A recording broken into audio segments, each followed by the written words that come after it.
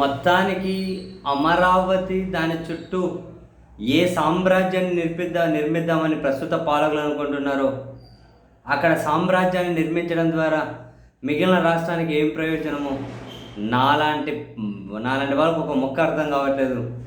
పోనీయండి, వచ్చే నెల 2వ తేదీ ప్రధాని గారు వస్తున్నారు, అంగరంగ వైభవంగా కార్యక్రమం పెట్టారు, అమరావతి పునర్నిర్మాణ పనులట. అండ్ అదే సమయంలోనే మరో కీలక నిర్ణయాలు తీసుకుంటూ ఉన్నారు. ప్రస్తుతం ఉన్న 54,000 ఎకరాలకు తోడు మరో 44,676 ఎకరాలు సమీకరించనున్నారు. దీనికోసం ప్రధాని వచ్చే ముందు ఒక కీలకమైన నిర్ణయం, ఆ సేకరణ కోసం 11 గ్రామాలను గుర్తించారట.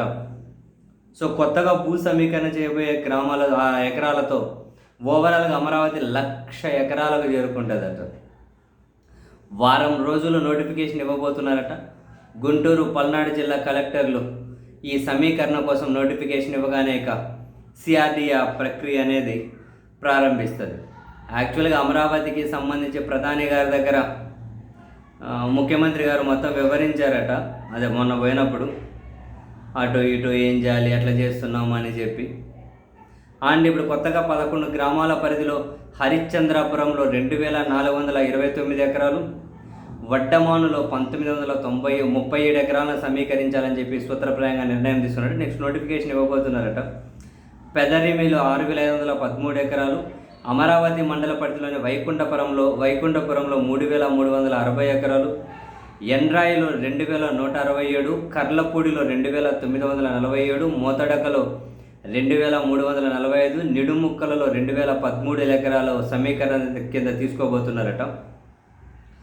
తాడికొండ మండల పరిధిలో తాడికొండలో 12,797 ఎకరాలు, కంతేరులో 3,671, మంగళగిరి మండలం కాజాలో 4,492 ఎకరాలు, మొత్తం 44,676 ఎకరాల సమీకరణ కింద తీసుకునేందుకు రంగమైతే సిద్ధం చేశారట. ఇక ఆ 2 జిల్లాల కలెక్టర్లు నోటిఫికేషన్ ఇవ్వగానే సిఆర్డీఏ వాళ్ళ పని వాళ్ళు ప్రారంభించేస్తారట. ఆయా నియోజకవర్గాల ఎమ్మెల్యేలను రైతులతో సమావేశాలు నిర్వహించి ముందే వాళ్ళను ప్రిపేర్ చేయమని చెప్పిందట ప్రభుత్వం. ఈసారి పోలింగ్ కొత్తగా ఏదో జాతీయ రహదారి వేస్తున్నారట. ఆ జాతీయ రహదారి వరకు అయితే పోలింగ్ చేయబోతున్నారట. 1,00,000 ఎకరాలట. పండగ చేసుకోండి.